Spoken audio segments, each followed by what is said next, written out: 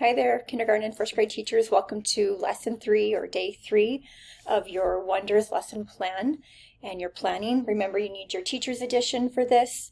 You also need for your unit 1, week 1. You also have your planning templates that we've been following along here for kindergarten and first grade. We're looking at day 3, lesson 3 today. Glad you're here. Hope everyone's doing well. All right, let's get started. So we have our first grade anchor text in kindergarten year and your interactive read aloud. Again, I'm going to go back and forth between what first grade is going to be doing and then what kindergarten is going to be doing. But again, you have your teacher's edition, you have your lesson plan template. So those are your supports and scaffolds as well, and I have those out here with me too. So first grade, you're going to be going into, after you've done your build the concept and oral language, same thing with kindergarten. You've built the concept oral language. Hopefully you're starting to see that pattern even just represented on paper, let alone within your teacher's edition.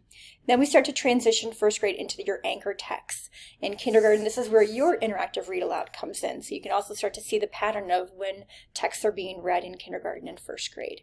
So hopefully you're in your teacher's edition following along. Anchor text for first grade, interactive read aloud, cards for kindergarten.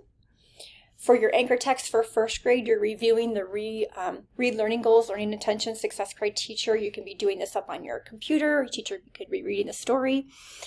You're modeling some of those red prompts that are going to be for that first read, because this is also going to be a multiple read.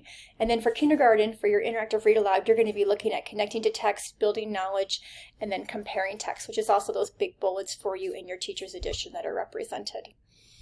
So first grade, I'm going to have you just tune into this. Kindergarten, you can just go ahead and either fast forward me until you see your kindergarten slide, or you can follow along to see how there's some coherence within the program. So for first grade, you're going to be introducing the anchor text. This is Nat and Sam. You can see for your first one, you are making some connections. What are those connections that you can see in your teacher's edition here? You also have a graphic organizer. How does the graphic organizer connect to the skill? How does the story fill the graphic organizer? And going back to your routines and expectations, how am I going to get my first graders to use this graphic organizer? What is that going to look like and sound like in my classroom? And have I set those norms and expectations up? Because students are going to be doing the writing.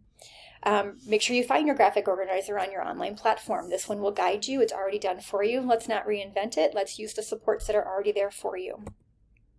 So you're going to have the red read prompts. That's initiating that this is the first read of your story of Nat and Sam. You're going to be looking at those guides as the teacher in your teacher's edition. And then notice you also have here this little icon, which is going to say to collaborate. This is looking at that structured classroom discussion, getting our students talking about the reading, listening to the reading, because there's going to be that place of where they're going to be doing the writing. We also have closing the read. We have our first read here, still in the red, and we're looking at how we can retell and summarize that first read. What's our purpose of that first read? And then they go into that writing piece about the retell, and then they're writing about the story. This is even something that you can front load your students with, knowing that the expectation is that they're going to be writing about what they read for that first read. Then you transition into the reread of the anchor text. So we're setting a different purpose, different intention of why we read the text. And are we not reading the whole text, but possibly just that section of the pages that have been identified? You review the read learning goal, that learning intention success criteria. The teacher in your teacher's edition, you start to engage with those green reread prompts that are going to be questions that are going to be posed a little bit different, thinking about that depth of knowledge of our standards, going a little bit deeper, and then also knowing that they're going to be writing about it in their reading writing companion. So here's what I was talking about with those green rereads. We went from the red read, the first read, now we're doing the green reread. And you're connecting that to the RWCs, representing the reading writing companion, which is that student consumable.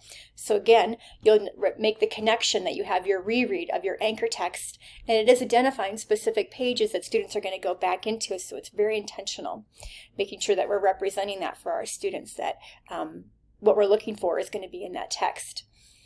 We have our reread routine where we're going to talk, cite, and write. Again, here's our students' reading writing companion. They're going to be applying what they're knowing. So hopefully there's lots of that dialogue and routines and norms for those structured classroom discussions of how you set those up. Maybe even on your lesson plan, you're documenting some ways that you know you want to make those intentional and get those routines up in your classroom that first week. And why not do it while you're actually doing a task instead of in isolation? You have your write about the anchor text, so you're going to that independent writing piece. Now we're looking at a different page in our reading writing companion. We're looking for that different purpose, and we're hoping that we as a teacher knew where we wanted our students to be. We knew that we were going to be talking about Nat's feelings about school. So hopefully we're able to front load that, and those questions that were posed also guided the students to be able to respond and feel set up for success to be able to write about it. Kindergarten, tune back in. This is where you're going to come back. First grade, you can just either fast forward me until I get to the slide about planning, or you can also come back and see where the alignment of that coherence for the program is with the shared read, since you also had a shared read in first grade. So kindergarten, this is where you take your shared read. You're doing a reread of I Can. This is going to be focusing on that comprehension piece, but it's also going to be looking at some of those pre-teach, reteach of those foundational skills. Remember, the explicit instruction piece of the foundation skills is coming from the 95 Phonics Core program. This is going to be just that front load or pre-teach and giving students access to more, specifically text. And then in kindergarten, you also have an independent writing about the shared read. So if they have 2 exposures to that read, remember they have a read and a reread, and now we're coming into that independent writing piece, and they're going to be writing about it in their reading writing companion. So we're looking at that. What does that look like for me as a teacher to set this up for success with those routines and expectations?